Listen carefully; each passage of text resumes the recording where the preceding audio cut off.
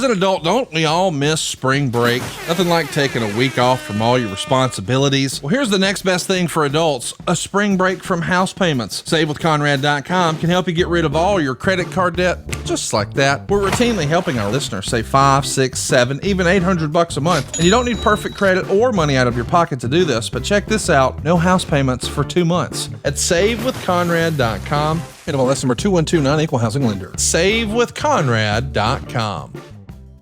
Hey, it's Conrad Thompson, and you're listening to My World. And of course, we couldn't do it without the Hall of Famer, the greatest professional wrestler of all time, your friend and mine, Double J, Jeff Jarrett. Jeff, how are you, man? Oh, Conrad Thompson, we are in the dead of winter.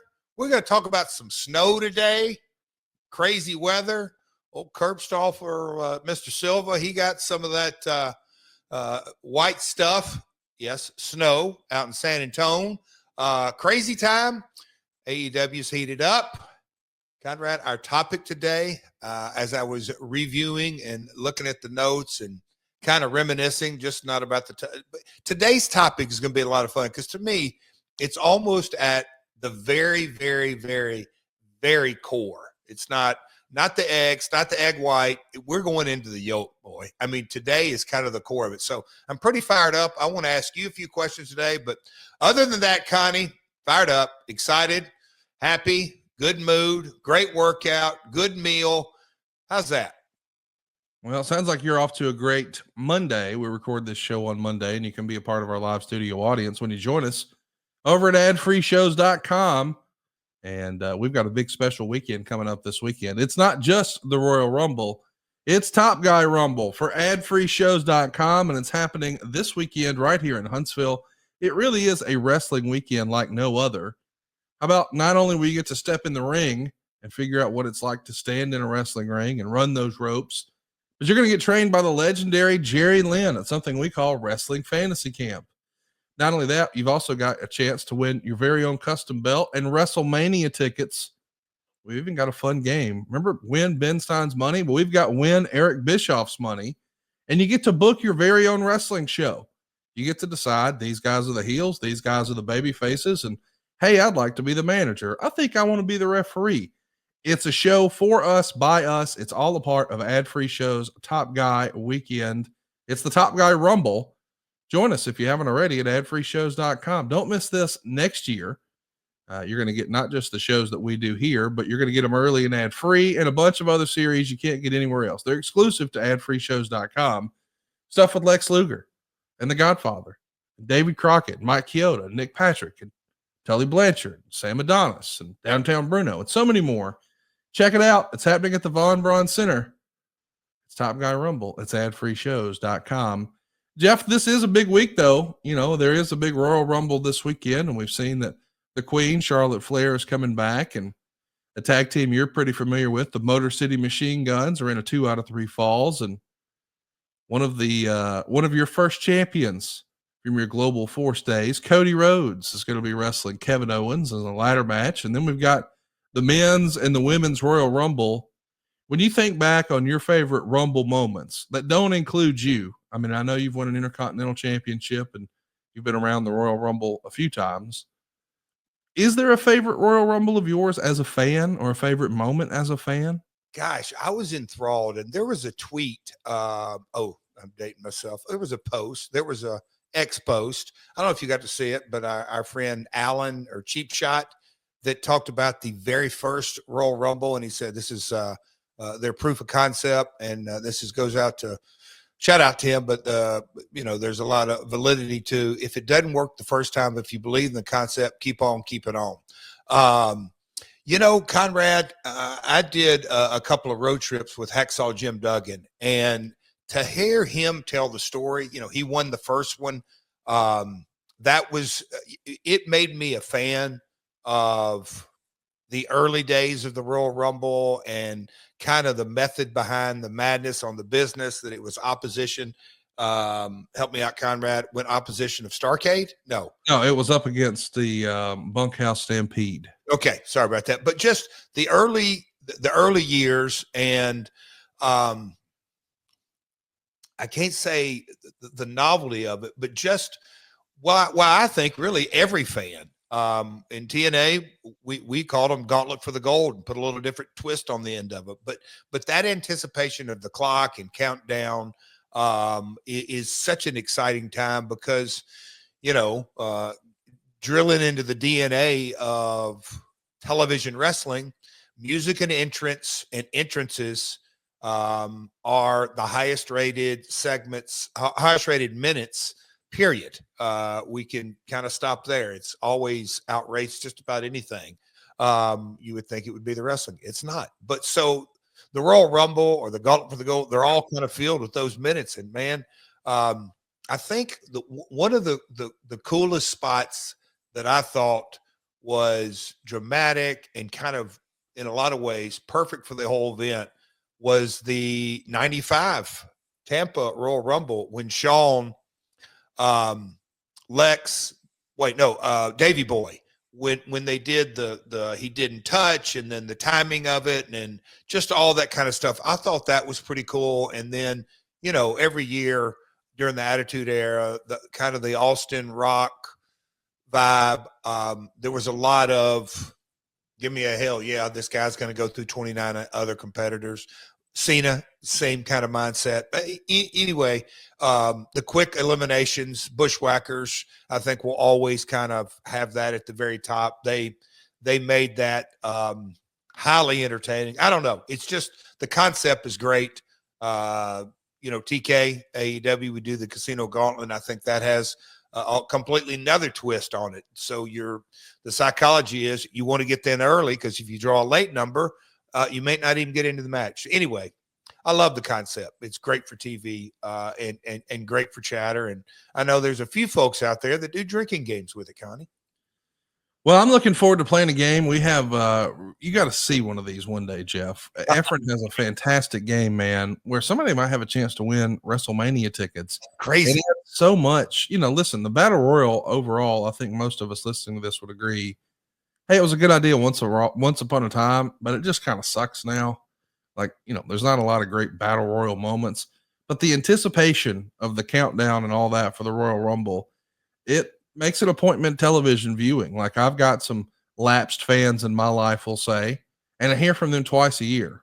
Hey man, are you getting the Royal Rumble? Hey man, are you getting WrestleMania?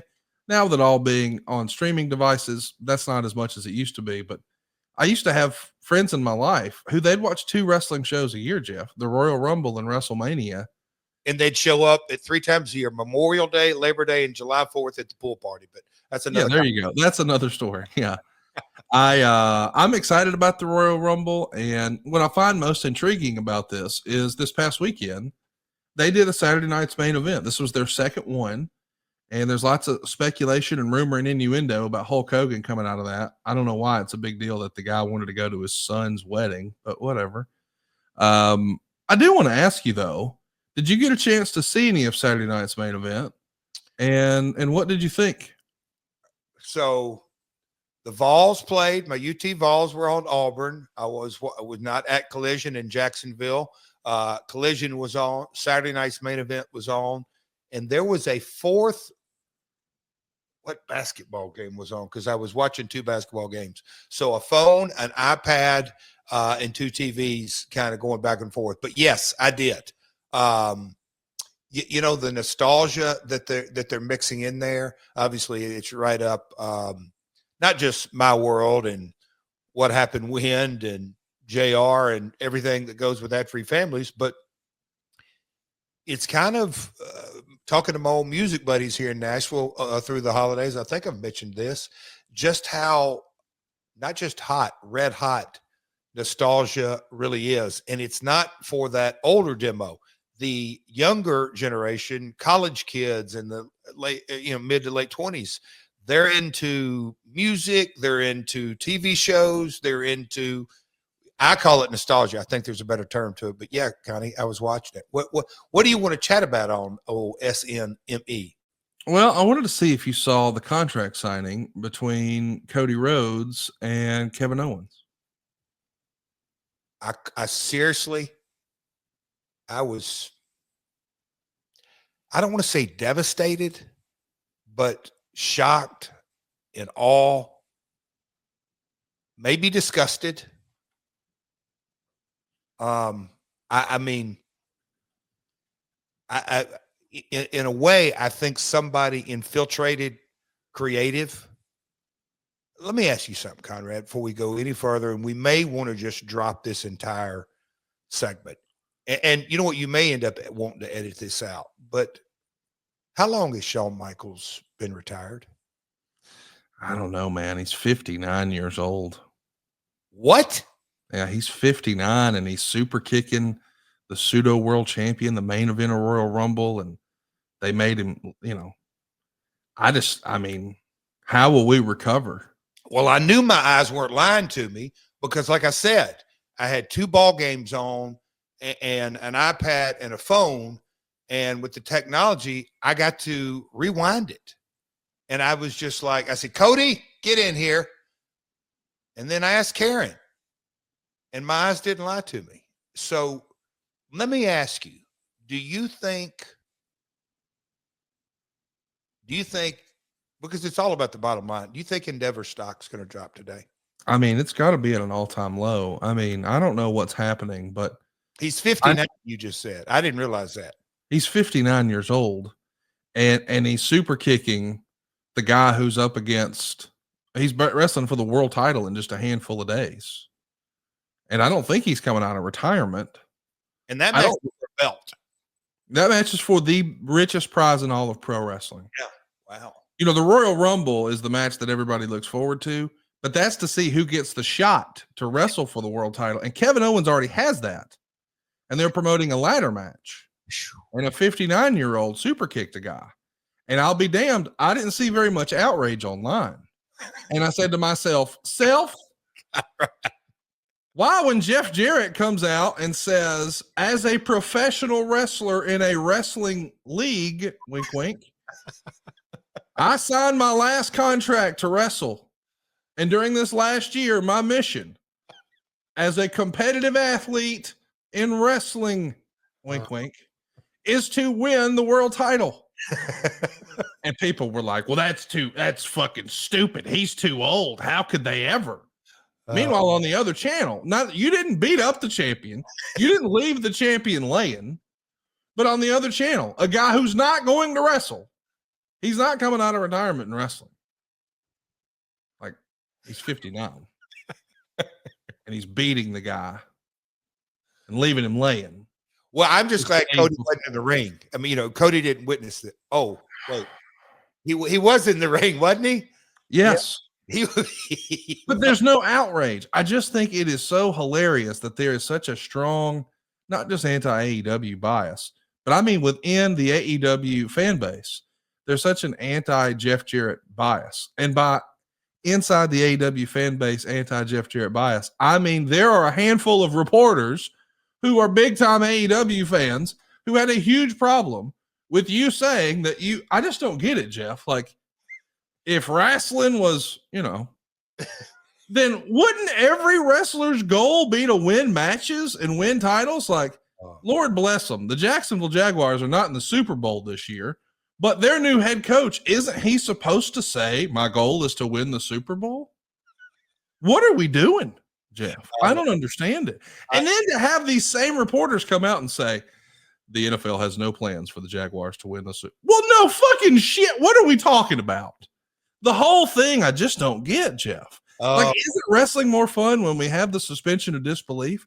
Isn't it cool to just see Shawn Michaels super kick Kevin Owens and wonder where's the story going?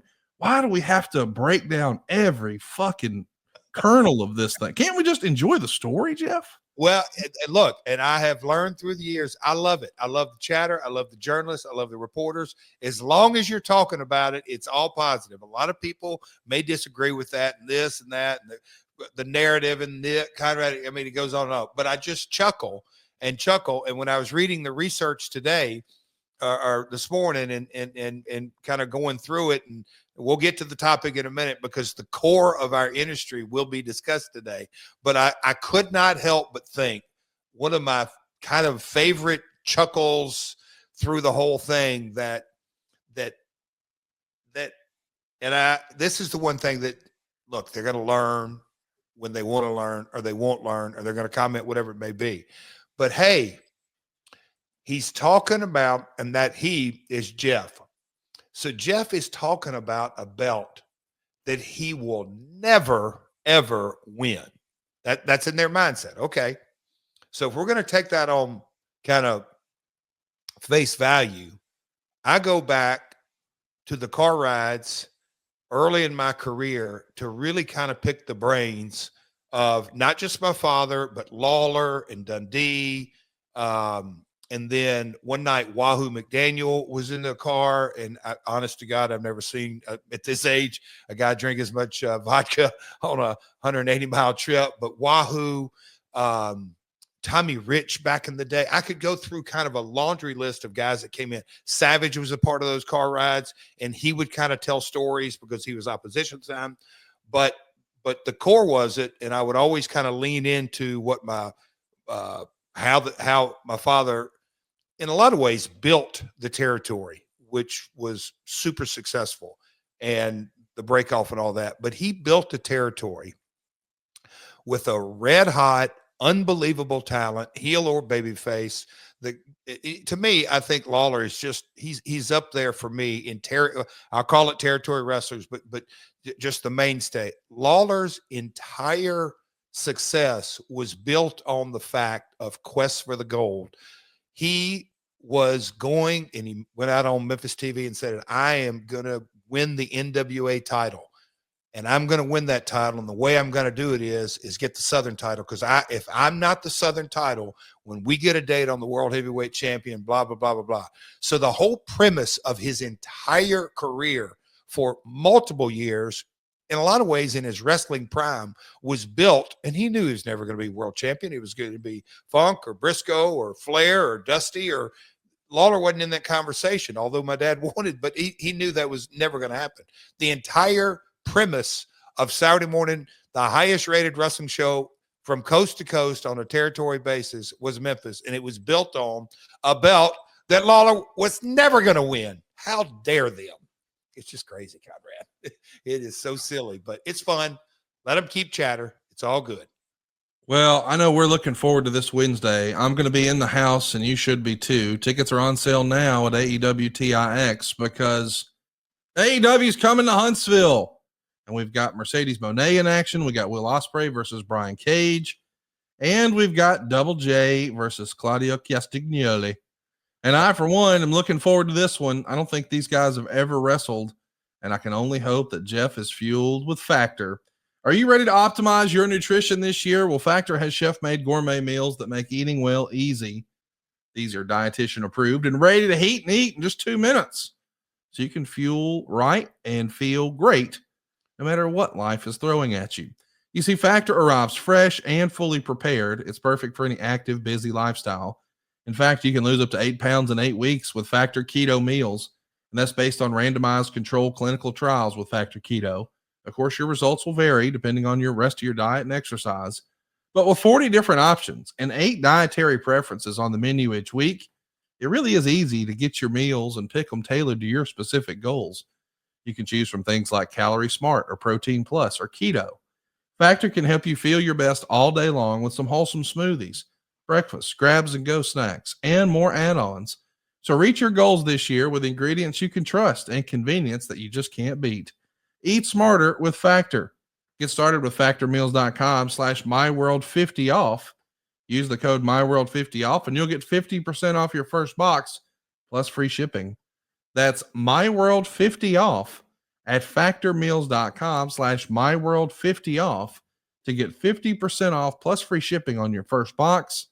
Jeff, Factor has been with you a while. It's a staple in the Jarrett household, is it not? Buddy, and I've talked about it time after time after time. The Queen Karen, the kids, myself, it's the go-to. But I'm going to give you another little testimony, Conrad. You're probably going to like this. So I guess it's been, I don't know, a year and a half.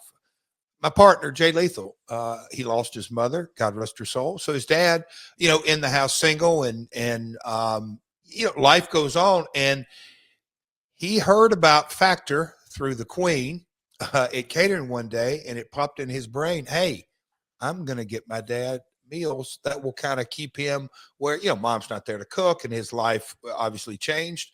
So Jay, I'm just any shout out to any My World listeners that if you have a mom, a dad, an aunt, an uncle, somebody that needs to kind of eat some consistent healthy foods and you want to do them a favor, especially if you're not in the same city, Jay's down in Florida, dad up back home in Jersey, and Jay is taking care of his dad and he feels great about it. But man, that is something that I went, I got to share that because that is, for the listeners out there that may not be thinking of it that way, share a meal with someone if you want to take care of them. Because I had about from Friday afternoon, Conrad, I had 4 factor meals this weekend. So promo code MyWorld50 off. It is the absolute best meal prep you can do, no doubt. Factormeals.com/MyWorld50 off. Be sure to use that promo code MyWorld50 off. Jeff, Claudio Castagnoli, is this the first time you're going to be sharing a ring with him? Is that right? In Nashville, we had the double ring battle royal. I forget what we call it. So me and him squared off for just a little bit. But, have I ever told you the Claudio story back when he first came over? I don't think I have. I'm trying to think, when did he start working for Ring of Honor? What year was that? Way back when, yeah. Whenever that was. But I had heard that I don't think he's available, and I didn't have a number on him. And I'm thinking, so Cornette, when was Cornette in Ring of Honor? Whenever that transpired, I just said, hell, I'm going to call Cornette and ask him. And he said, yep, we've got him signed. I have been a fan of Claudio for years. Very, not just technical. To me, in any generation, Claudio could succeed. He carries himself, and I say this with 1,000% professionalism, respect. He carries himself like a professional wrestler. He not just looks the part, talks the part, works the part, but very believable. And so WWE got to be on the producing side of it a few times. Got a lot of respect for the guy, a lot of respect for his skill. Now we're going to get down to business in Knoxville. He's doing Moxley's dirty work. Hit me with tell you what, Connie, I hope Megan never learns an uppercut from Claudio because it'll rattle your cage there. But I'm going to be ready. The Alabama faithful, the Conrad Thompson Army, the Casio crew, the Last Outlaws coming for business, buddy. It is a step for my title shot. It's just that simple. I am pumped. I really am. To have this opportunity, Conrad, I do not take it lightly. Kind of through the last couple of mornings in my morning quiet time and meditation, I'm really grateful. And you better believe I have trained for these type moments. So I'm coming. I'll be ready, pal. I will be ready Wednesday, Dynamite, TBS, and on Max. I'm coming for Bear. Well, let me just be clear too. On the off chance that somehow he gets lucky or knowing him, he cheats like he does because he's a known cheater. Casio Kid's going to cut his tires. Boom. So he's going to spend the night there. That's what I'm talking about. Hey, did you see that post? I was just sitting there thinking about the ITV ratings. I don't know. Oh, how about that? Interesting. I was gonna just kind of how in our God, I can remember back in the TNA days. Look at challenge ratings. We had Sony ratings in India. We would get Australia ratings a little late, but we'd still get them. Obviously, we'd get some Canadian ratings, just little bits and pieces that would drop in the World Challenge was weekly. But just how international markets. It was the highest rated Dynamite when me and MJF had the back and forth that episode. Highest rated since the summer of 2023. So that's what, 18, 19, 20 months ago? Interesting, pal. So, yeah, man, good stuff. It is good stuff. I'm looking forward to it. I wanted to ask you one more thing before we get going on our topic, which is going to be the riots of 1997. That's right. There were riots at live events in 1997, and Jeff was there. It's in his old stomping ground. But speaking of your old stomping ground, there was a report over the weekend The Titan Towers is sold. Oh. We know that the company moved across the street to a newer, nicer building. I think they're renting there. They owned this one though, and this was the building that was in jeopardy when Vince McMahon was on trial for his life. And as the story goes, your dad had been tapped to be the successor and sort of hold the fort down if Vince did get sent up the river. But that didn't happen. And now Vince McMahon is out of the company. I don't even think he ever had an office set up at the new place. I could be wrong on that. But that building is sort of synonymous with Vince McMahon. And now WWE no longer owns it. According to some reports we've seen, the building sold for only $3.75 million, which I thought was a bargain. I mean, goodness gracious, the square footage and in that location. And I guess the person who purchased it, the new owner, they're going to turn it into apartments, which I guess makes sense. But man, it's the end of an era to me to see that building. I kind of thought, hey, that would make a mighty fine WWE Hall of Fame. Like you could have just left Vince's office the way it was and Hunter's office the way it was, and so many of those things where you could have become like a Graceland, if you will, for WWE. And then you could adorn all the other walls and stuff with the actual artifacts that they've collected through the years. But that was not the case.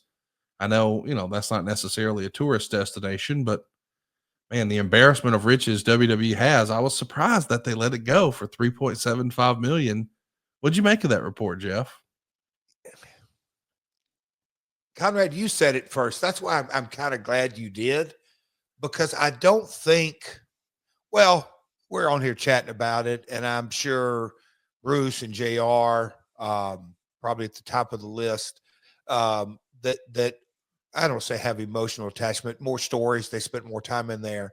But when you said end of an era, that really is an accurate statement. Lots of workouts for old Double J in that building. Lots of meetings, when I went back in 18 and second floor, and good God almighty, late nights at fourth floor, many a time, leave that place 3:30, get back over to the hotel and literally just kind of, hey, I'm going to change clothes and go straight to the airport. So all hours of the day, the cleaning crew there that would be there in the middle of the night when we were sometimes going into creative meetings and then getting out of creative meetings, the marketing meetings, Conrad, just so many memories. I mean, as a talent going up, those Raw commercials that were filmed, the opening, God, there's been so many things done through the years. And, what you said, my father, that 93, 4, 5, I think that time frame, those years of him, he had an apartment not far from there. Man, there are so many memories that go with that building. And, that's 1241 East Main Street, right across the street. I think, what was that, 1266 that they operated 2 or 3 floors. And I know at one time XFL was over there, and there's been, some other obviously companies through the years, but Live Events was over there. I remember, coming out of that meeting and the chatter and whatever day or month that was, what was that, February, March, when, hey, there's a case of, they're calling it COVID, which is over in Rochelle, just, two cities over, and they've told their quarantine. I think the early days of the pandemic, I'll never forget in Titan Tower, like, what are these guys talking about? And waiting on car service at 1241 at the office to get picked up and get in the car and start talking to the driver about, maybe we called it a pandemic, but I think, I don't know. But Conrad, you know what? You ought to do an episode at some point where kind of a mashup of Titan Towers, Unrestricted, because, man, there's been a lot there. But a hell of a gym, man, as a young whippersnapper, 1993, first time I walked in that gym, I was kind of blown away, like, damn, this is the office's gym. It was nice. Yeah, Connie, end of an era. It really is. To me, from I'll call it the WWF years, that's probably the last main thing left, would you say? Yep. Yeah. Wow. I mean, besides the Winged Eagle, but that's a replica that Kevin Owens is carrying around, but whatever. Okay. Always circles back to a belt. Always circles back to a belt. Well, no, I'm just saying that's the belt that was synonymous with that era to me. And I love that they dusted it off. I mean, I guess Saturday night's main event too. Those two things feel retro.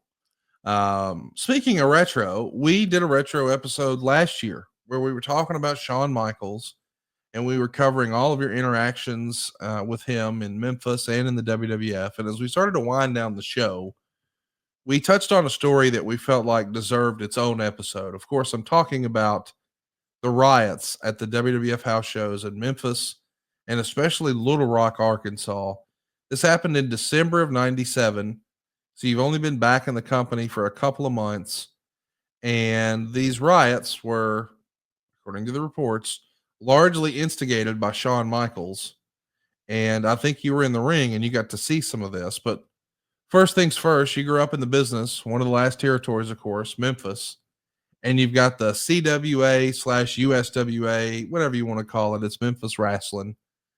But we don't really have a lot of reports that you had scary moments there. Like in all your days in wrestling in Memphis, we've heard of stories from other territories like Ole got stabbed and Funk got stabbed and things like that. Did you ever have heat like that in Memphis? Did you ever see that in your days prior to this riot situation in 97? Did it ever feel dangerous is what I'm trying to get to. So Conrad, obviously unreported, with a big broad stroke. I would play a guessing game with you, but you probably don't feel like it. But Mondays were Memphis, Louisville was Tuesday, Evansville was Wednesday, Nashville was Saturday. Out of those four, where do you think the biggest threat was, just off the top of your head? Run it through it again. Nashville, Memphis, Evansville, Louisville. Yep. Louisville. And probably I was trying to say the day of the week. So if you think about the day of the week. Oh, okay. It's Friday, Saturday. Yeah. It was Saturday. So, Friday was spot shows. On the regular weekly towns. And man, I'm pretty fired up to do this episode because and again, it kind of gets to, the old saying that I think just appropriately describes us in so many ways, Shakespeare to the masses.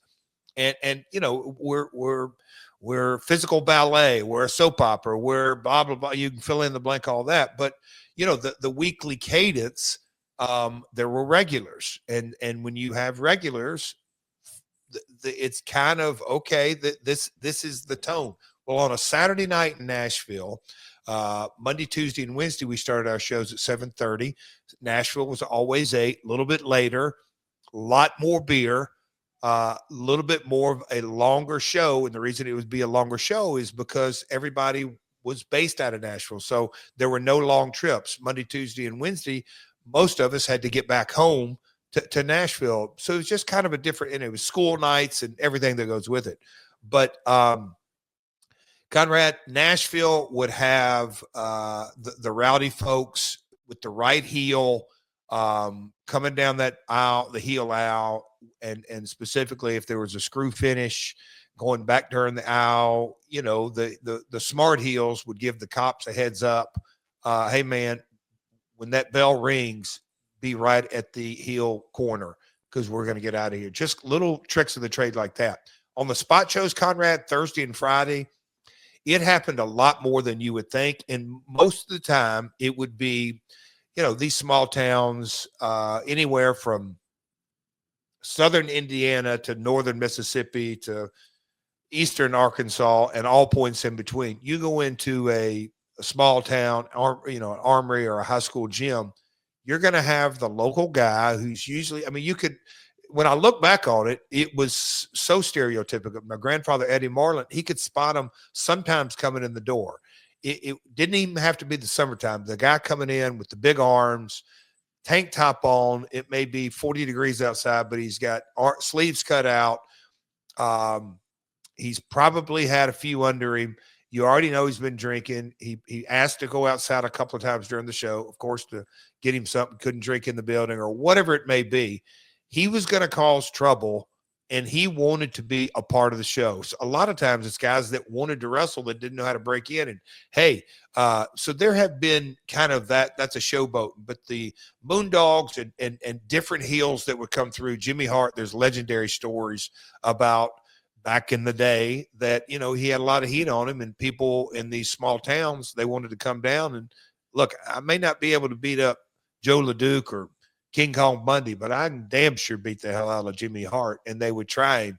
But as far as the Moondogs could create a riot scene, we'll get into later Mexico and Puerto Rico. But for the most part, it was in Tennessee. It was because our security and the local police, the right hand talked to the left hand, and you never really let it get too far out of hand.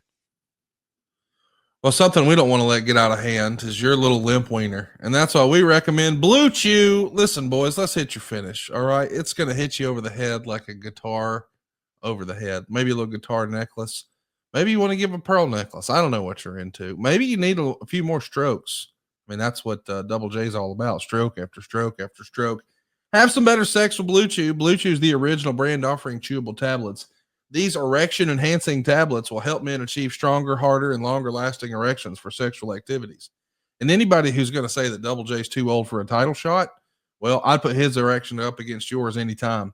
Blue Chew is putting its money where its mouth is, and it's offering you a month free. I don't even know what I'm doing. The process is simple. Sign up at bluechew.com, consult with their licensed medical providers, and once you're approved, you'll receive your prescription within days. Blue Chew's tablets are made in the USA, so Claudio Castagnoli can't have any. But you know what he's getting this Wednesday? Old-fashioned hard dick. You hear me? It's prepared and shipped directly to your door. You can take them anytime, day or night. So plan ahead or be ready whenever an opportunity arises. The best part, it's all done online. That means no visits to the doctor's office, no awkward conversation, and no waiting in line at the pharmacy. So you keyboard warriors, you know, it's all done online. That's great for you. It's bad news if you don't get one, though, because Double J's got it. And he's bringing that red rocket. It's going to be handy. Make life easier by getting harder and discover your options at bluechew.com. We've got a special deal for our listeners. Try your first month of Blue Chew free. Visit bluechew.com for more details and performance enhancing drugs, important safety information. And we thank Blue Chew for sponsoring today's podcast. Hey, Jeff. And the new catchphrase, the new outline for old Blue Chew. So don't choke on that slap nut. Ooh, how about that? You're the best, Connie. It could get you so turgid that they might actually choke. I mean, Blue Chew could be a choking hazard, not for you, but for whoever you're going 2 out of 3 falls with, for whoever you're going no holds barred. I don't know. Okay, here we go. Can we get you to, yeah, we'll talk about that another time. Hey, so let's talk about these riots. This is such a crazy moment in time here. Yes. Here's what the Observer writes. This is from the Observer dated December 22nd, 1997. And yet a third problem with Shawn Michaels, which may at least for the time being be the most serious of all, occurred on the house shows in Memphis and Little Rock when, due to actions and decisions that appeared, at least to people at the show, to be Michaels, the main event didn't take place at either show, resulting in a near riot in Memphis and a full-blown riot in Little Rock. In Memphis, the scheduled main event of Jerry Lawler and Jeff Jarrett versus Michaels and Helmsley never took place. Before a crowd of 5,078 fans at the Pyramid, Michaels came out for his once-per-week scheduled arena match and was met with so much garbage thrown his way that he simply refused to wrestle, and the show ended without the match ever taking place. As it was described to us, the show itself was poor, and the crowd, many of whom had been drinking heavily, were getting unruly even before the main event. And the Torch would say, everyone was on edge leading up to the main event for a variety of reasons. Michael's fuse was especially short because the match before, Lawless put up a fuss about doing a job to him in a tag match. And even though after the match, Lawler, Jarrett, and Brian Christopher were booked to clear the ring of DX and end the show on an up note, ironically, Lawler used to tell wrestlers in the Memphis circuit when he was champion, if you can't lose to the champion, who can you lose to? And Lawler pulled a Bret Hart or a Pierre Lafitte by not wanting the job in front of his hometown fans. So let's just time out right there. We're getting two different stories here. One is a little more behind the curtains of what was building to this stress and pressure that day. So let's start with Wade's report. First of all, do you remember the match? And do you remember that day? And more specifically, do you remember Lawler having a problem with the finish? And did you get any headwind from Sean that made you think, oh, he ain't too happy about this? No, I don't know. Yeah, I remember the day.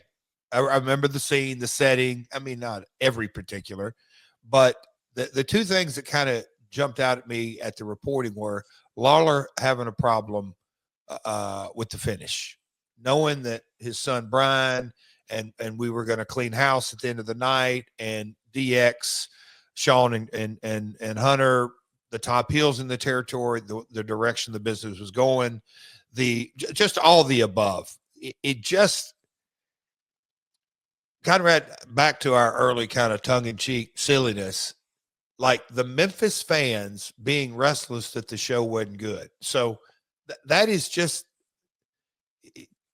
that's just creating a completely false narrative. They get a WWF show once a year and they're going to say, oh, that son of a bitch is less than 2 stars. Crappy show, crappy show, crappy. I mean, come on. No. And especially, I think the biggest thing, and my jumping off point on all of this, Conrad, the entire episode, you're better at dates on this. Tell me when Hogan dropped the leg and they formed the MWO Bash at the Beach. That was July of what year? 96. It's the year before. So June of 96. And when was the Montreal Screwjob? That was the month prior to these matches. Okay. Oh, wow. Okay. I say that one's in one company and one's in the other company, and both of them supercharged, maybe the top, there's certainly top 10 moment, maybe of all time, but certainly in this era of emotionally charged events. Hogan switching heel, the North versus the South came together, blah, however you want to say the formation of NWO, the Bret Hart, Montreal Screwjob, TVs being thrown, crap being thrown in the ring, both big events on TV had, we'll call it, riot presentation. I think it goes so far, very, very far in this discussion. Yeah, I want to mention that the company did a television taping in Lowell, Mass on December 11th. That's going to air 11 days later on the 22nd. So after they're in Lowell, Mass on the 11th, they fly to Chattanooga and they've got a show on the 12th. And then they're in Nashville the next day on the 13th. And then on the 14th, we're in Memphis. And on the 15th, we're in Little Rock. So that's where we are. And then we've got like a break for like 11 days until the day after Christmas. So it's kind of a unique time because it's rare that the guys would get more than a week off. I mean, 11 days off is just crazy. It was a miracle during that time frame. But to your point, we are just a month removed from Shawn Michaels and the whole Montreal screw job. But prior to that, just a crazy run. Let me run through the dates. The 6th in Providence. The 7th is the pay-per-view D-Generation X, Springfield, Mass. The 8th is Portland. The 9th is New Hampshire, another television taping. Bangor, Maine on the 10th. And then we start on the 11th. So it's a long stretch here.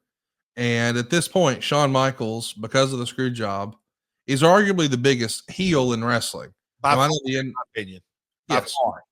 I know the NWO is at a fever pitch and everybody in storyline hates Hulk Hogan and maybe they do in real life too, but they were going to be, I mean, that's on the other channel.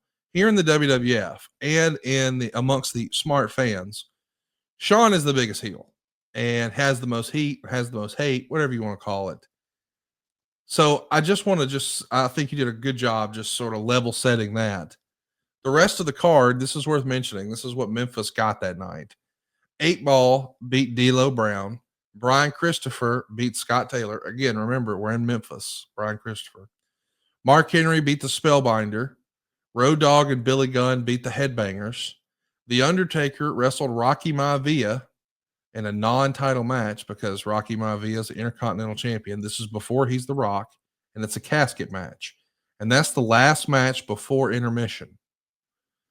And when the Undertaker comes to the back, his ring outfit, he's complaining, is quote unquote soaked with spit. That's the report. So the fans are just fired up here. But after that, we get Mark Marrow and Flash Funk. We get Ken Shamrock and Phineas Godwin. And now here's the main event. Do you remember hearing that fans were spitting even at the Undertaker? And look, again, who's his opponent? Rocky Maivia. And to me, he had a ton of heat on him. But the whole night as it built, again, a weekend show. I'm going back to beer flowing. Oh, this was another point I was going to make, Conrad, that I just think I'm going to do my best to explain it, but I think it is very, very important as a peek behind the curtain, just how shows work. Memphis, Nashville, Louisville, Evansville, back in the weekly cadence, we knew the cops, I mean, by name. They'd walk us to the car, the heels to the car and all that. I mean, the in-house security, all this. When you roll into Memphis or Little Rock or any of these towns, especially in these days, we had maybe two, but one or two, no more than that, of our own security that would have a pre-show security meeting, which would mean talk to the police officers, then talk to the ushers and ticket takers, and then whatever the building, yellow shirts, red shirts, green shirts, whatever it was, just kind of that. Okay. So that is your kind of point of contact to say, hey guys, you don't come in and say, hey man, our business is hot. It's really hot. And Sean just switched heel. Just did a big heel thing in Montreal, and he's our hot heel. We really got to be careful, but they're going to be, you just got to have to say, hey folks, here's the deal. Don't watch the matches, watch the crowd. Don't face, when you have security, just the do's and don'ts. Okay. These guys are hourly workers. Other than a uniformed police officer who does this day in, day out, most of the time, those guys, not only do they not give a shit, they don't really understand. Oh, wow. Okay. They think, oh, throwing a plastic cup, or they think, oh, that's cool. Yeah, we saw it at Bash at the Beach. Remember when Hogan did this? It's kind of just as things roll along. And so when you just kind of roll all this in and you're going, and you just mentioned it, and I think a big thing that went with Sean and the Brett, and he's the hot heel, this was DX, the Attitude Era. They were brand new, and the things they were doing on TV were appropriate for the time, if you will, shock TV. So, and Sean, yes, he's the in-ring working ability is he has very, very few peers, if any. I've said that multiple times, but his ability to connect emotionally, heel or babyface, when he wants to ramp it up, that's why he's a pro's pro. He's like, all right, I'm gonna put a little gas on this. He absolutely is a ring general through and through and through. So he went out there in Memphis, and he had done his time in Memphis before and having a little fun. And I have a feeling Taker probably gave him the heads up, all this, but I don't think they were throwing crap at Taker. Maybe if one guy did it and they kind of dogpiled on and all this, but I think the heat originally started early in the night before the Taker match, whatever heel, Henry Godwin or whatever. But as the night rolled on, it became the end thing to do. Hey, let's throw stuff in the ring. Rocky comes out, and he's working right beside Taker, his opponent. They're just going to flood him with stuff. So, the report that, Taker got destroyed, I just think is a half truth, much like, it's a crappy show. No, 8-Ball and D-Lo didn't give 4 stars. So that's silly narrative, but there you go, Connie. Long-winded answer, but I apologize. But that was, I think, trying to give it complete full context. No, I think you did a great job. The fans start throwing trash. They're spitting. Security's not saying anything because they think it's part of the show. Yes. And I know that sounds silly, but let's remember, as Jeff said, if these security guards have been watching wrestling, well, they've seen fans pelting the ring with garbage on WWF programming, certainly more times than we can count on WCW shows. In ECW, they were throwing chairs on more than one occasion. So It's maybe they think it's like a Rocky Horror Picture Show. It's interactive. We're supposed to throw popcorn at the movie screen or what have you. But this is not part of the plan for the boys. And so the Undertaker's pretty pissed off about being spit upon. And it's written here in the torch.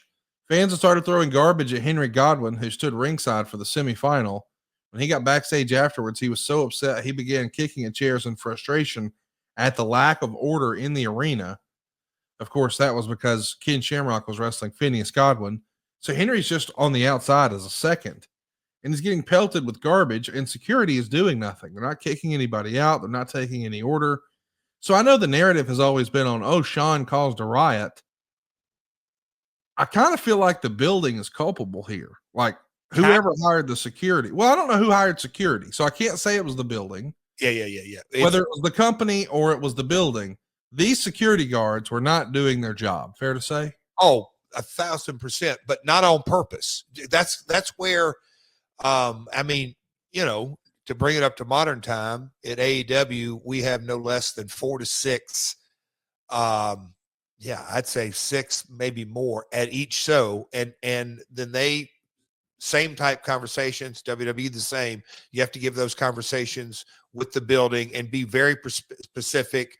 Everybody's got a radio in their ear. You just kind of watch. And so once the toothpaste is out of the tube, by the time Henry Godwinn got to the back and kicking chairs, he's about, I'd say, 90 minutes to 2 hours late for pitching a fit, because probably the first or second match when, oh, it's okay to throw stuff. Once that started and the fan didn't get ejected, then you almost to the point of kind of gloves off.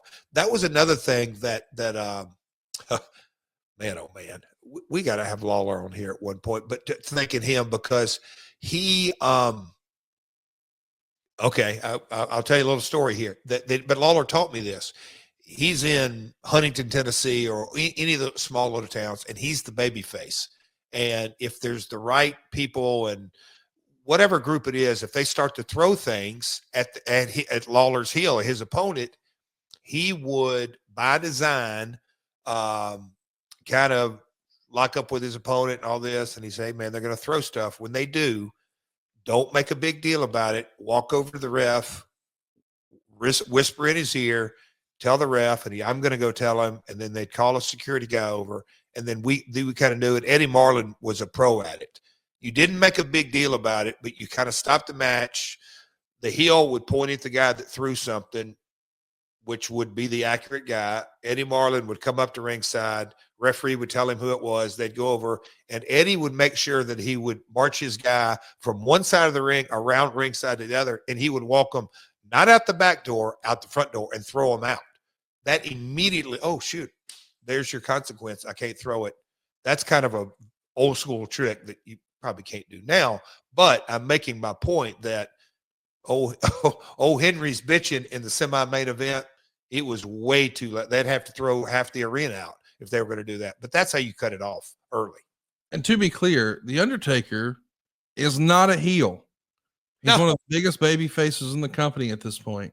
So if he's getting spit on, the fans are just full tilt. Yeah, and they're drunk. There's a group that look, yeah. But I still gonna say maybe they kind of got into the vibe of it. But I'm gonna say when Rocky Maivaia's music hit, he's coming down that aisle. I can see him getting completely pelted, and so then Undertaker does his entrance. And remember, that's why I loved in Mexico. I could jump around and keep my eyes open and kind of be aware and be a moving target.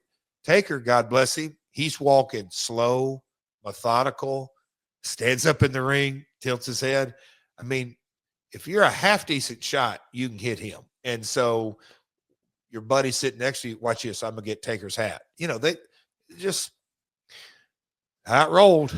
The 97 Riots. Let's talk about it. We got Shawn Michaels coming to the ring here for the main event, and this is directly from the torch. Michaels was hit with a few cokes and a large wad of tobacco nailed Helmsley in the face, at which point Michaels grabbed the house mic and said, well, that just cost you your main event, and walked out of the ring with Helmsley in China. When the crowd realized what had happened, they got even more unruly, and there was an attempt by Dude Love, who was at the event but couldn't wrestle due to fractured ribs, to get the crowd to chant HBK to get Michaels to change his mind and wrestle, but he refused to come back out. Dude Love eventually came out and introduced Lawler and Jarrett, who hadn't even come out yet. He also said DX would not come back out if the fans didn't stop throwing things at the ring. As they were talking, some debris continued to be thrown in the ring. And Dude said, maybe if we all close our eyes and make a wish, DX will be back in the ring. And the road agents were running around back and forth to the ring in the locker room, making it appear as if this wasn't a planned angle at all. In reality, what Dude was doing is trying to calm down the fans. Michaels and Hunter, by this time, had already changed into their street clothes. Management was behind Michaels and Hunter totally and agreed the situation was unsafe. The referee eventually came back out and said that due to unsportsmanlike conduct by the crowd, DX was refusing to return and therefore declared Lawler and Jarrett the winners via forfeit. A full cup of beer was thrown into the ring and hit Lawler in the head. Some fights in the crowd broke out as some fans were upset with those fans who threw things, costing everyone in the main event the match they paid to see. Security had to separate some of the fans, and fans were upset with the WWF and other fans as they left. Finally, Lawler tried to apologize to the crowd, but the crowd pelted the hometown hero with debris. And after chanting for Lawler and Jarrett to wrestle each other, Lawler responded by saying that since he didn't have a contract to wrestle Jarrett in that match, that he couldn't, and the match couldn't take place. That, combined with no refunds being offered, led to some fans demanding them at the box office, and it made the mood of the fans even worse. And the general feeling leaving the building among many fans is that the WWF had killed the city for themselves, and fans were swearing they would just stick with WCW from now on. Of course, with the big promotions running so infrequently in specific markets, usually fans forget a bad show by the time the next town comes in. But the Memphis area TV stations that broadcast the show, the WWF program, says they got 130 complaint phone calls from fans who attended the show the next morning.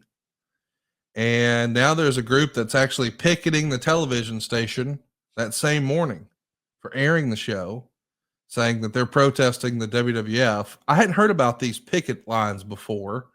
What do you make of all this? Is this report correct that Dude Love is there trying to calm everybody down, trying to talk DX into it? And is it true that Lawler said, well, I don't have a contract to wrestle him, so that match can't take place? Boy, that makes me smile. But I mean, but the whole thing was so off the rails. I was trying to do a little quick research because I remember Mick, God bless him. It's like, because, you know, you're there, you're heat of the moment. Mick's advertised, can't work. I don't know how or who or when his ribs were hurt. But you know, he's trying to make the best of it. And it's like, man, Cassio's probably got 1,000 stories like this. I mean, there's nothing anybody could say, but Mick damn sure tried. Like, well, folks, I guess that's not going to work. But you know, getting us out there. I mean, you just knew, right? I mean, maybe a couple of 10 fans wanted Lawler and me to wrestle. I don't think there was that many, because at that point, the spectacle that went down. And look, is it best case scenario? No. Did it kill the town? Very far from it. Because if you were a paying customer, you saw plenty of in-ring action, 6, 7, 8 matches. But your spectacle of a main event, you got to see Shawn and Hunter and stuff thrown everywhere. And then Dude Love, and then Jeff. I don't think I said a word on the mic, but, you know, we didn't do a lot of action and you didn't get it finished. But you got to see, we'll call it a crazy in-ring. So was it best case? No. But was it a disaster? Not by any stretch. The picketing and the phone calls and the complaints and everything that went with it, it's as me and you would text Connie, the good old wrestling business. I mean, you just kind of think that there was probably a few folks leaving that night that went, damn, they scripted that pretty good tonight. Huh? That's kind of seemed real tonight. And Mick's like, You damn right it was real. I'm trying to get for a shoot. He was trying to get Sean and Hunter. Come on, guys, let's just work the main event, even if it's 3 or 4 bumps, and get out of there. That didn't happen. Memorable night, to say the least, in the pyramid. Let's mention here, quote, they blame the problem on local security that didn't search fans as they entered the arena, as they routinely had done for other wrestling events in the city. And that allowed fans to bring bottles of alcohol into the building, with them resulting in several drunk and unruly fans who had empty bottles in their possession. The reports the WWF received from the agents on the road were that the fans were throwing empty bottles, but there were internet reports saying that Michaels was hit with a bottle or flying with ice. And along with several live sources, they've all denied that Michaels was hit with either a bottle or ice. So there's different reports here, but it gets out of hand during Shamrock and Phineas Godwin. And yeah, Shawn Michaels in previous towns, he didn't do it here, but he liked this reaction. I mean, he wants the heat. He reveled in it at one night only over in the UK when he beat the British Bulldog. It became, I don't know, a badge of honor, I guess. And allegedly on house shows, he had said things like, I've heard that people in this town have terrible aim, AKA, let's see if you can hit me. But at this point, it feels like Shawn is almost just standing up for everyone in the locker room, like, hey, man, we're doing it to the baby faces too. This is not like part of the story. You guys are just out of hand. Did you feel like when you went out of the building that night that y'all had killed the town? Or is Dave onto something and saying, we come here so infrequently, they'll be excited to see us next time? No, I mean, I truly, real time, it's like, what a spectacle. Is it best case? No. But is it a town killer? The furthest thing from it. I mean, there have been, look, if you want to go back and dig in and script it, you maybe have a 3-minute main event with a big smudge and whatever it may be, and give them a little bit of action. But like the people that look, we're sitting here talking about it. It's 97. So what was that? 28 years ago, whatever it may be. So it was a spectacle, and you were there. And again, the biggest downside out of all of it is that it can be, and that's why the show was stopped. Can be so dangerous. It really can. And that's, I don't know who the agent was. I wish we could kind of look that up, but Jack Lanza would cut that show off in a minute because, in his working days, yes, he was a heel. He worked the territories, but he knows how it just takes one quick incident where it's maybe hitting somebody in the eye and you could lose an eye, or God forbid, the craziness, somebody jumped the railing and get in the ring and have a knife. I mean, that it just, and you think, oh, that'll never happen. Well, no, it can happen. There's no doubt. And, Shawn reveling in it, again, the Attitude Era had a different vibe in so many ways. And I'm not one of those guys that say, oh, back in my day. No, that I'm just saying it was a different tone and a different vibe. And no, we're not going back there. But when you really drill down, and it was before Twitter and Instagram and Facebook and all that. And yes, you had the internet, but that kind of chattered about it. But for the most part, people were dialed in and saw Bash at the Beach and Hogan and saw Montreal Screwjob and saw DX and all the craziness. And, you had Brian and Billy on earlier, and, the presentation and the business. I think in the report, it said 6,000 paid on, this is a live event in December in Memphis. That's a hell of a house. I don't care what you say. It's a good house, specifically in the middle of December. So anyway, it didn't kill the town at all. Do you think, wearing your promoter hat for a minute, do you think you would have done something differently? I don't, like, if just close my eyes real quick. Well, if I'd done something differently, you have to cut it off match 1 or match 2. I'm saying at this point, if you got to this point and Shawn walks out by the main event, you try to come up with a different main event. Do you offer refunds, or do you close the show and No You know, refunds, and this is refunds. And look, I don't know the age it was, but if there was any heels backstage, any heels, I would have said, "Hey, man, we'll bonus you. Can you go out there and either jump Lawler and Jarrett, or just grab the mic, talk a little crap, and let them beat you up all around ringside, all this. Be careful, but it only needs to last about 90 seconds. Be careful and take a little bit of an ass whooping, because then the people, they go from throwing to, I'm going to watch this. yes. I'm going to watch this and see how it transpires. That's why it can only last 60, 92 minutes at the most. But it makes them go from, I'm going to be a part of the show, to, hey, let me watch it. Is there any part of you, taking your promoter hat off, is there any part of you as a performer that was disappointed that you didn't get your big homecoming main event? I mean, here you are in Memphis, back with the WWF. You've just been back for 2 months.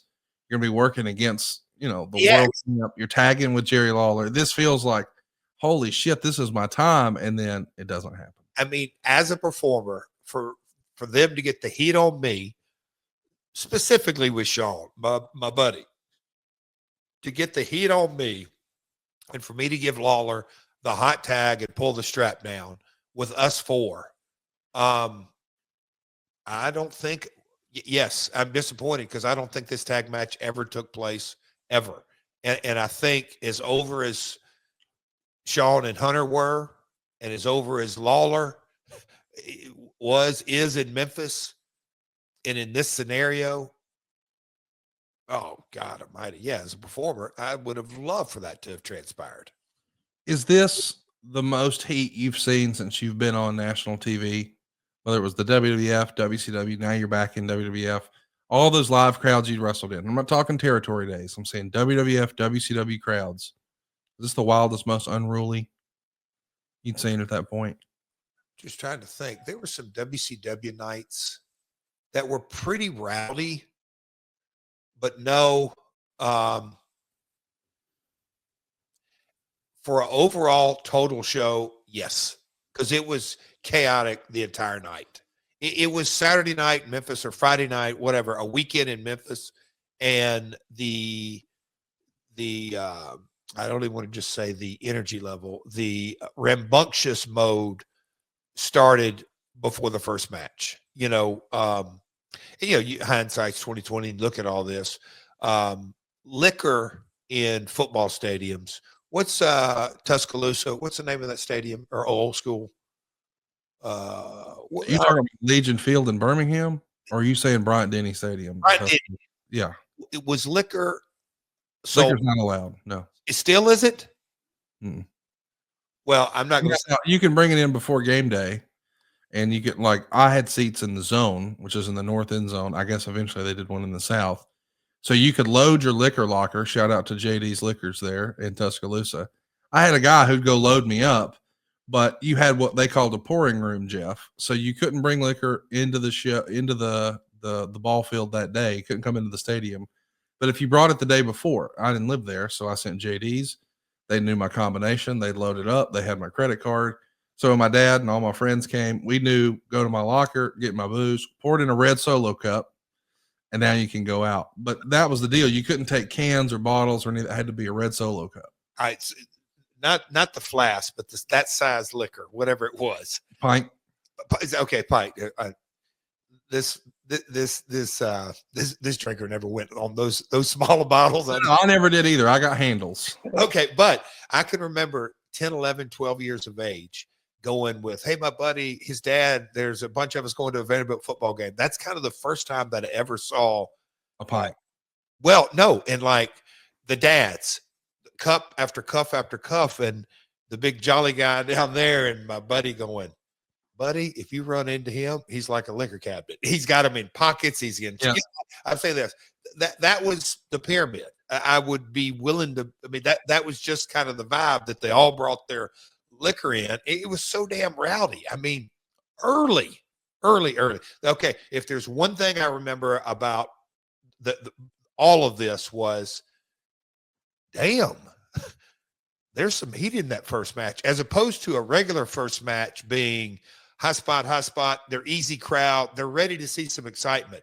In this evening, it was dadgum. There's some heat. I mean, they were just into booing and yelling, and just a crazy vibe, a good vibe to me, but there was energy at a high level.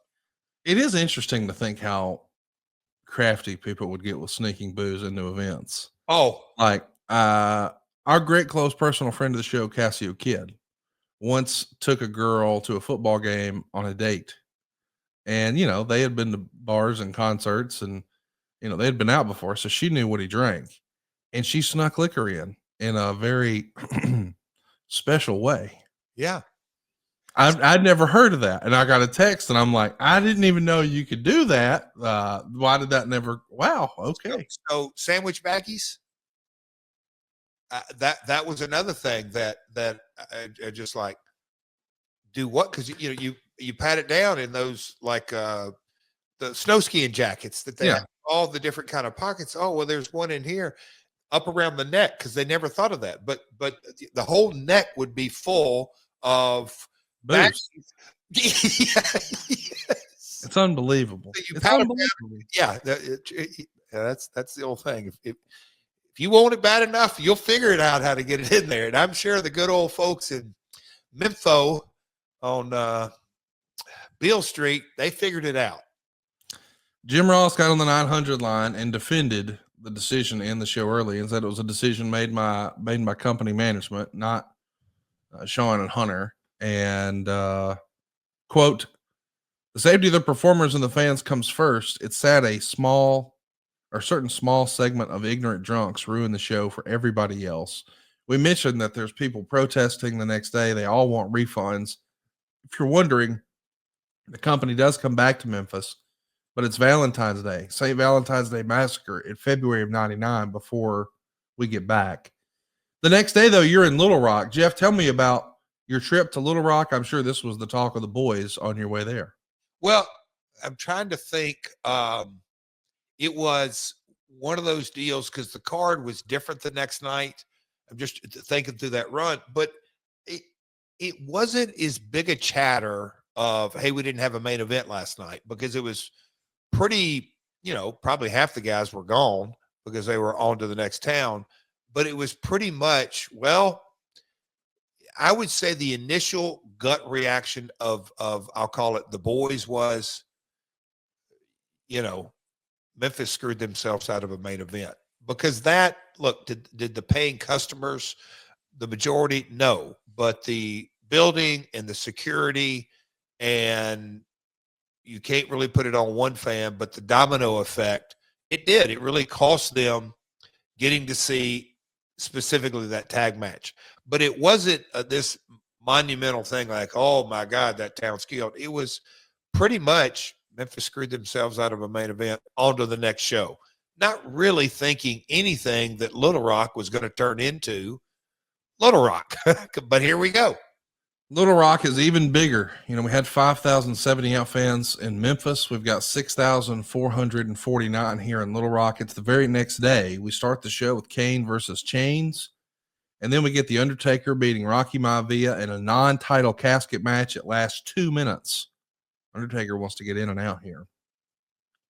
Mark Merrow is going to beat Flash Funk. The Godwins are going to beat the Headbangers in a country whipping match. And then we've got Jarrett and Lawler versus Road Dogg and Billy Gunn. What do you remember about your tag match here, Jeff? I mean, you could just imagine in this time frame, boy, I'd love to kind of see rosters of both companies, WCW and the WWF. But as far as entertaining tag teams that can go, Brian and Billy weren't just good. They were absolutely great. Well, they're not all the way there yet. They're still building. They're not quite the New Age Outlaws. Are they in DX yet? Well, no, I don't think it's going to really become a thing after WrestleMania in March. So we're a few months away from them getting the really big push. Yeah, okay, and that's when they had Funk and Foley in a cage. Yeah, that's coming up in 3 or 4 months. Okay, so so they weren't as red hot from a character persona, but as far as in-ring ability, just fantastic. And again, I'm going to go back to Lawler, it wasn't Memphis, but as we say, it was close. But just the kind of the wild card out of all of it was me and him were both heels for the most part on WWF television. And so that was, it didn't make it difficult, but it could have. But give credit to Brian and Billy to kind of establish who's heels and who's baby faces. And again, it wasn't Memphis. It wasn't in the main event. It wasn't Shawn. So it was a different set of circumstances. But back to the crowd. It was just during this era that you just, Conrad, and I'm sure because you've done so many different podcasts from so many different angles. Prior to Hogan dropping the leg, was there any televised crap being thrown in the ring that you can think of? Was that the first night that went, whoa? That's the most famous. Certainly it had happened here and there before, but I don't think on a grand stage. No. And if I'm honest with you, Eric Bischoff has said he loved it. Yeah. No, to me, I don't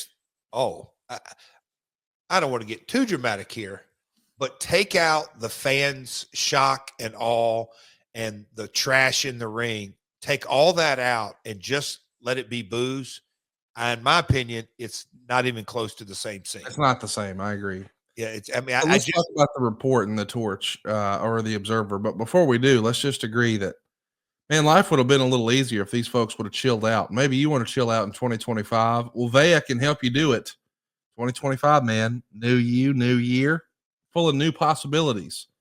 Well, don't let the bad times of 2024 bring you down. This year reached new heights with Vea.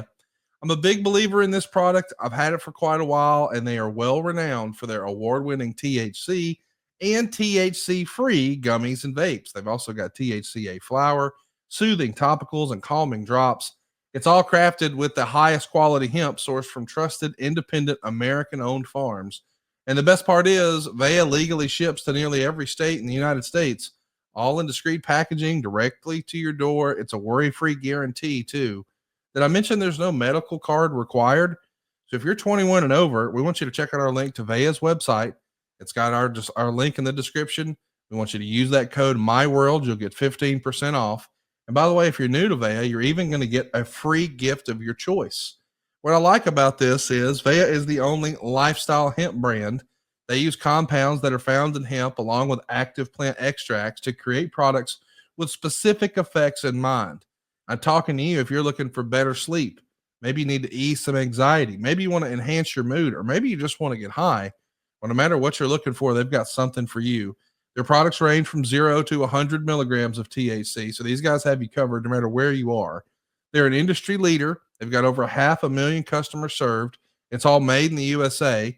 They've got award-winning customer service. They've got quality ingredients, and it's affordable and it's accessible.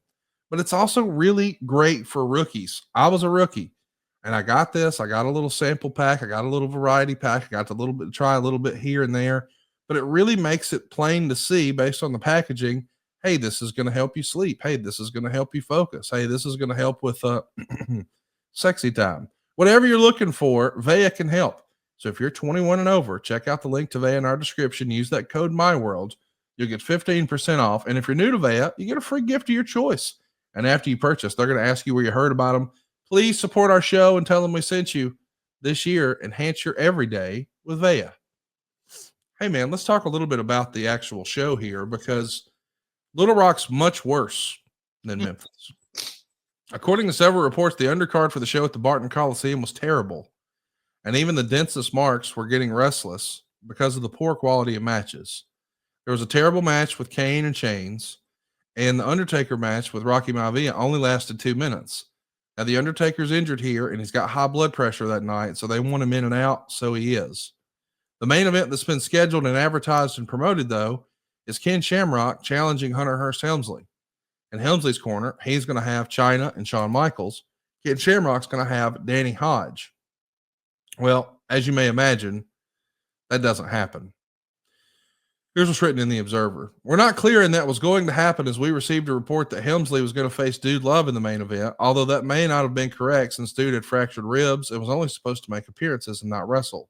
But since fans had no idea what was going to take place because everything had changed, my impression is that the show was stopped when Michaels and the rest of DX walked out, that neither Shamrock nor Hodge actually came out for the main event before the show ended. Michaels and Helmsley came to the ring and began riling up the crowd that was already mad about the poor undercard. Naturally, they became target practice again, and when a piece of paper hit Shawn Michaels, he told the crowd they just lost their main event and walked out with Helmsley and Chyna. Fans were thinking this was just part of an act and didn't react right away. But after several minutes, DX failed to come back to the ring. There was no opponent for Helmsley appearing, and the ring announcer had said they refused to come out, and the show was over. At this point, a real riot started, with chairs and whiskey bottles being thrown everywhere, including at police trying to get out of the building, or the crowd out of the building.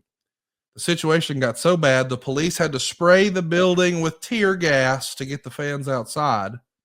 Several fans were trying to get refunds, and they were unsuccessful at that point.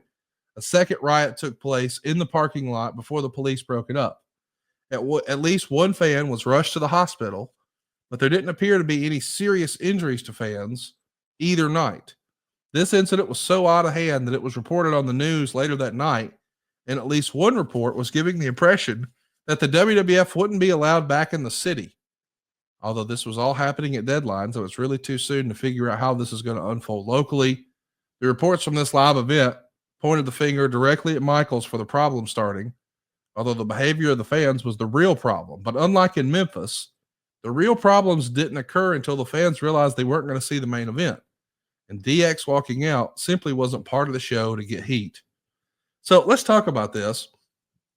You've already wrestled with Lawler. Do you, after your match, pack your bags and leave? Or are you like, I don't know what's going to happen, I need to stick around for this? I left before the very end. I got out of there. And you've already touched on this, but again, I want to kind of back up and give even as much context as possible. You touched on it, but as a performer during this era and the grind, this was the last night of the tour, right, Conrad? Yeah, I think you're going to be off for 11 days after this. Okay, just the excitement in everyone's mind that we literally get to go home in the morning. Yeah. That tells me I put my butt on the road and was ready to get on I-40 and wasn't going to stop till I got to Hendersonville. Like a lot of other guys, probably might have in those days. Memphis was a much better airport than Little Rock. I assume we were kind of be based out of there. But Shawn and the DX, and we've kind of touched on the era of everything. And look, Shawn's not the same person today that he was during this time, but he was feeling every bit about of it. But the Hodge thing, and I know you hadn't got to it, that was what I'd love to ask JR now. JR, even though Shawn might have wanted to do this, did we really think it's a good idea for the top heel to be in the ring with Danny? I mean, I don't know. It just is a little perplexing. It's interesting to see too, how this escalates. We're not just throwing food and drinks or spitting. We're throwing chairs and lit firecrackers. Police are breaking up fights and scuffles, and they're arresting several fans for drunken, disorderly conduct. And just as DX is getting to the back, Hunter gets nailed in the face with a glass bottle. Hunter's eye is swollen badly the next day, and fans are pissed off that the show's ending early. So they start chanting WCW, WCW. Adam Duvall wrote into the Torch, and he said the fighting continued for like 30 minutes. He says, I went to Marilyn Manson a few weeks back. There was all this talk going into the show that he was going to eat children on stage and hand out drugs. So compared to the WWF show, the Manson concert was totally organized and safe. And Manson, they list everyone's shirts and check their bags. So it is interesting that he's comparing this to the Marilyn Manson show in the same market, I think in the same building, and say, boy, their security was on top of things. The WWF security, maybe not so much. Dave would write, crowds were pelting Michaels with garbage, and that's become commonplace since he made his latest heel turn. But there were some situations where a show ended abruptly and a main event never took place. Although situations beforehand with Michaels and to some WCW house shows on the West Coast threatened to get to this level, and ECW's been having their fan problems on a regular basis of late, and they've come close on a few occasions from having a show stop before the main event.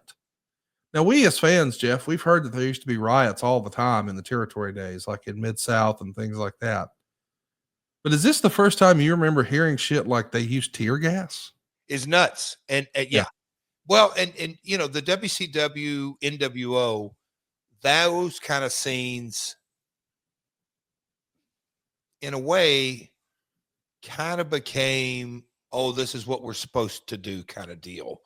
I don't know if that makes sense, but this coming off the heels of, I mean, you were, I mean, it's hard to it's hard to put into words and descriptions like the NWO angle, the unless you were there that night at the Montreal Screwjob, you know, it's hard to put into words and describe the feeling that was in the air. Just like for me, like when I hear about the oh gosh, Saul Weingroff and the Interns, there's a couple of different heel tag teams that work the Tennessee territory that just they had, you know, especially if they wanted to, riot after riot after riot. I can't really relate to that because I wasn't there. But on this set of circumstances, you just kind of think back, like, can you imagine, Conrad, like today in the sponsorship world, what a disaster this would be. But again, a different time, a different place, the Attitude Era, the raw emotion, like that scene of Brett taking that monitor and smashing it down and spitting on Vince. That was like water cooler talk going on right now. It wasn't, hey, did you hear what happened a couple of years ago? Or did you hear the podcast? Or did you hear, you know, this kind of sit down interview? This was all kind of still the water cooler talk of the wrestling world, which got outside of the circles and the ratings and, hey man, Stone Cold Steve Austin, Dread Hot, and Hogan and the NWO and all that kind of stuff. And so to have riots in this era with tear gas in the parking lot, Conrad, it's just so bizarre. It's like a different world, but no, it really happened. It goes back to the beauty of our business, that Marilyn Manson, that was the quote unquote show. But oh, come over here to Memphis and Little Rock. Damn, Shawn Michaels, this is real. Like what? We should mention that this is not a unique problem to the WWF or specifically to Shawn Michaels, because I just want to remind everybody on December 15th, which is the day of this Little Rock show, that's a Monday. So WCW Nitro is happening live in Charlotte. That same day, we have a fan try to slide in the ring and Macho Man has to stomp on him. Randy Anderson gets him. I mean, we've got fans jumping in the rings trying to start fights. WCW officials come out and say that they're going to institute a policy similar to the NFL and NHL in certain concerts where they have like a last call at a certain point during the show. They're not just going to let them keep drinking all night. But that photo that ran in the Little Rock paper the day after the show, it's the Arkansas Democrat Gazette. And I mean, this photo looks like it's a war zone. It looks like it's out of a movie. Police are saying they arrested 12 people on misdemeanor alcohol charges, including 4 or 5 juveniles, and there was 1 disorderly conduct arrest.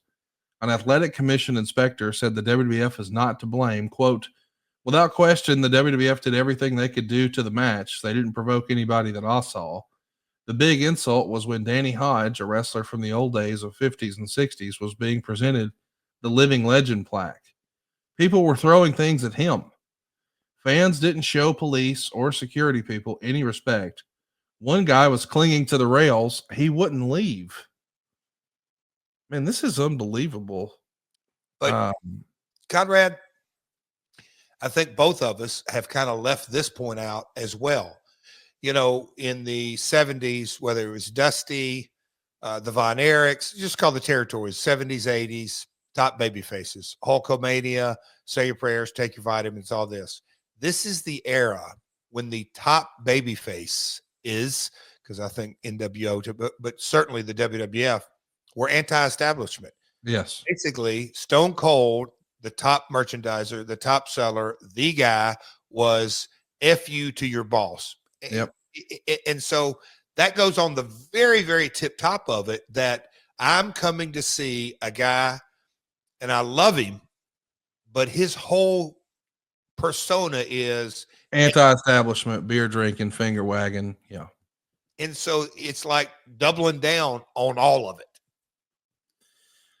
It's written in the Observer. The World Wrestling Federation was forced into making a damned if you do, damned if you don't decision when crowds, apparently fueled by alcohol, became unruly, throwing things at wrestlers and creating a dangerous environment in both Memphis and Little Rock.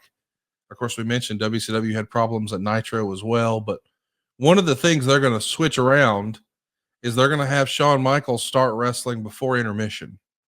So that's the old Hogan spot where he would have the last match before intermission, and then we might announce a return date or something like that. Speaking of which, if you're wondering, the WWE did come back to Little Rock, but it was the year 2000. So it's over 2 years before they're back. What do you think of that decision? Let's just pivot and let's put Shawn on earlier. I mean, this isn't Shawn's fault, but if he's the one inciting the reaction, that's fine. As a reminder, we're acting like this is going to be a forever problem. Shawn's gone in 3 months anyway. It doesn't matter. But also we'll call it before intermission. I remember Arnie Skolin kind of got into the weeds with me, but and I don't know that he started this, but Bruno in the Garden, but all around the territory, they would put Bruno's main event title match. He didn't close the Garden shows, to my best of my knowledge, but they put, well, you said Hogan, but a lot of times they would put the main event on, and then the semi-main event would actually go on last. And I know way, way, way back on the curfew days is that they would put, I'll call it a middle card match, actually on last to let the people filter out. Now this, I think that's a 50s kind of deal, but putting Shawn in that slot, to me, was a huge stopgap solution. It just was. It on multiple levels. It's interesting, and I wonder, like you said, how much of it was because Shawn wanted to be in there with Danny Hodge. Earlier in the show, they were going to do a special presentation to Hodge for reasons that make absolutely no sense, other than he simply wanted to do it and has the juice to do what he wants. Shawn Michaels asked to present the award to Hodge as the top star of the WWF today, forgetting that Michaels as a heel has been on television every week.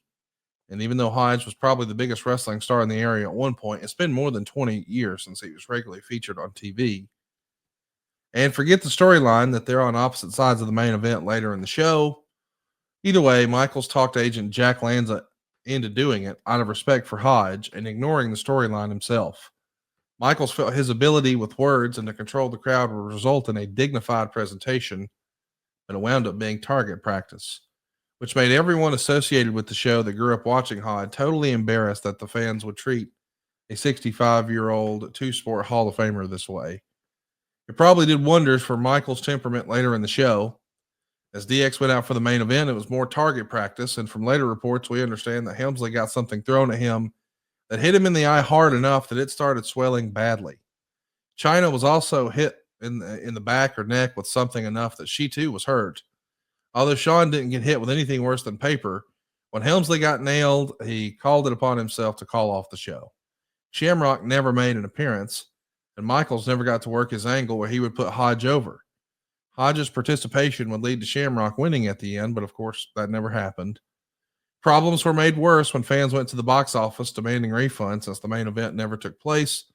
And basically, the entire show was changed from what was advertised, and almost everyone agrees it was a poor show. As was detailed last week, a riot took place afterwards, first in the building, then outside the building. At one point, when they were leaving the arena, rowdy fans started pounding on the rental car driven by Charles Skaggs, who we know as Flash Funk, and Charles Wright, who we know as Kama Mustafa.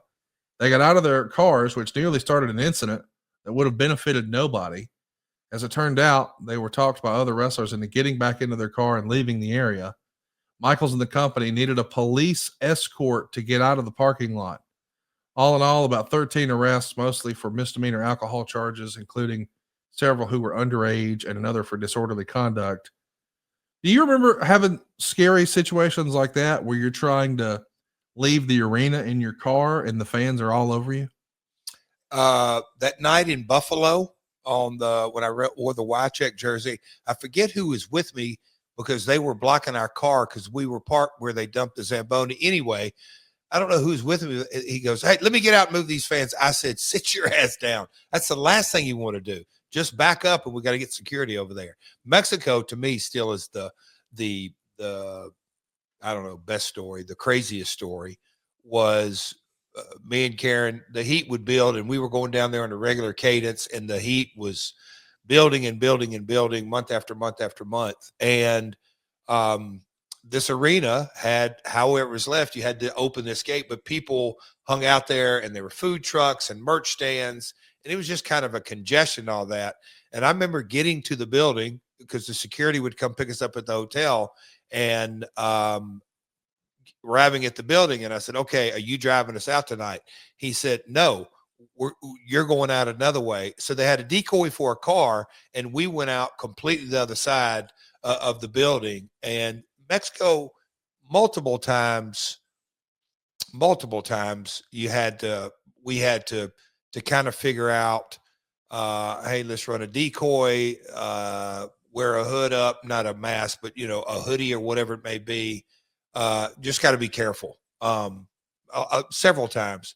I believe on this night, if I remember correctly, they didn't just have to get Sean and them escorted out of the building. I believe the cops followed them out quite a ways, and one group of officers or whatever said, "We'll be with you until we know we've lost everybody." And I think they went, I don't know, 8-10 miles at a high speed, and then Sean and Sean and Hunter went on about it. But you just never know. But Mexico, to me, and then Puerto Rico's another set of circumstances that you just had to be on the lookout. When we did that deal with Ray Gonzalez for the NWA title, and we did a screw job finish ref, where our good old buddy Jeremy Borash came in the stripes and counted Ray out. That was some serious heat that they said, "Hey, let's figure out a way out of here. Get your bags, and we're going to go in another direction." So, as a heel, as a performer, you're like, all right, we've done our job, and we've really connected emotionally. But then on the safety side, like Karen, until she experienced it once or twice, she was like, "Jeff, I will never come back here. What in the hell are we doing?" I said, "It'll be okay. Be safe. That's why we're taking these precautions." So I don't know. Part of the biz, I guess. It's interesting to see too. This is the first time that there's been a house show in Little Rock in like 8 years. Wow. It does feel like maybe there was a pent up anticipation, and maybe they were disappointed in the matches. I mean, it doesn't sound like the best card the company ever did. Let's run through it one more time. Kane beat Chains in what was supposed to be a bad match. Undertaker's match with Rocky Maivia only lasts 2 minutes because he's got high blood pressure. Mark Mero is going to beat Flash Funk. The Godwins beat the Headbangers in a country whipping match. And Jarrett and Lawler beat Road Dogg and Billy Gunn. And this is before they're over.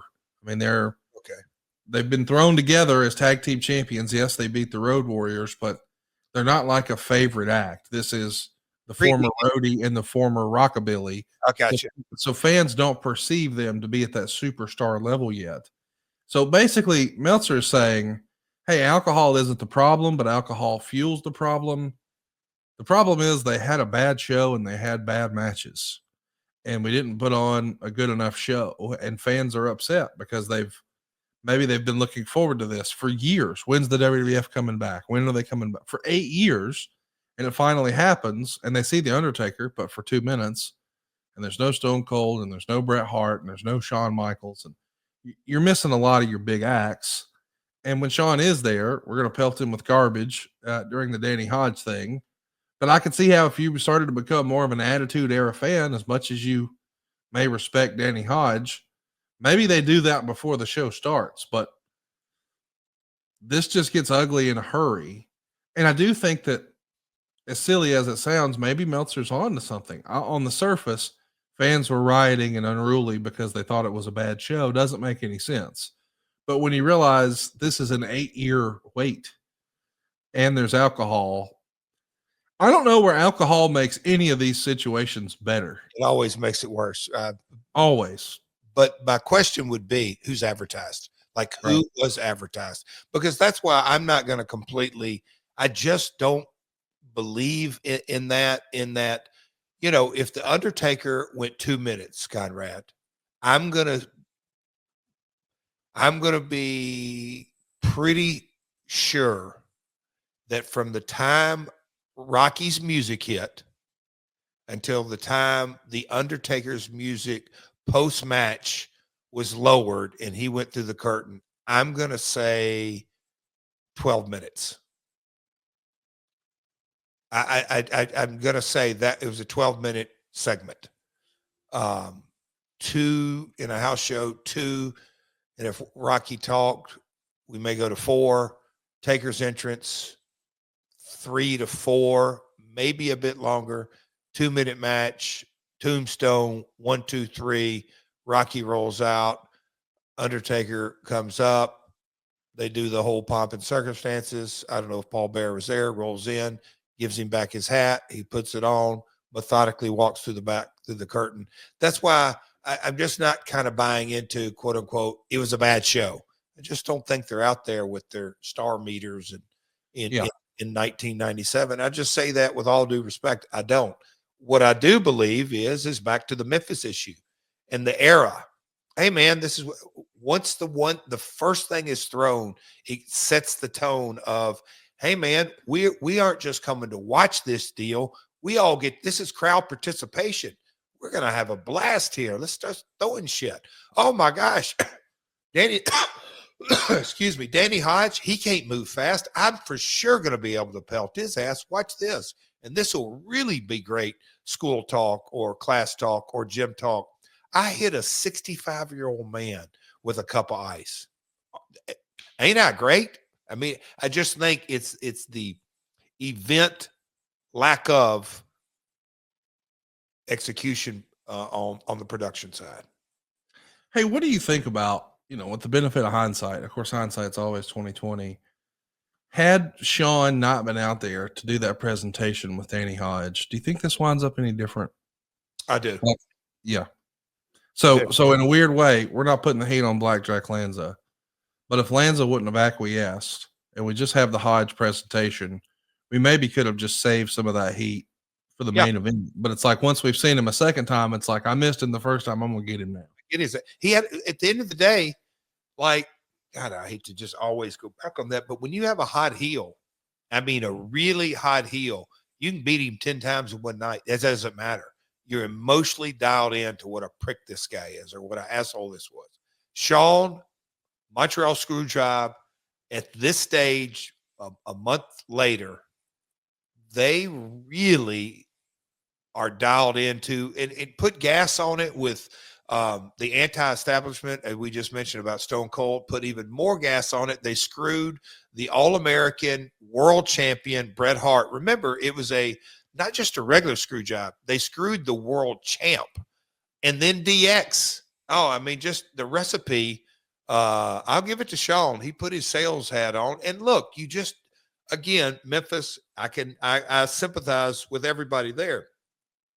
Oh man, Memphis is kind of a one-off. Yeah, this is cool.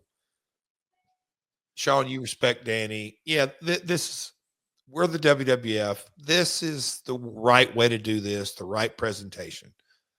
Not in Little Rock, Barton Coliseum.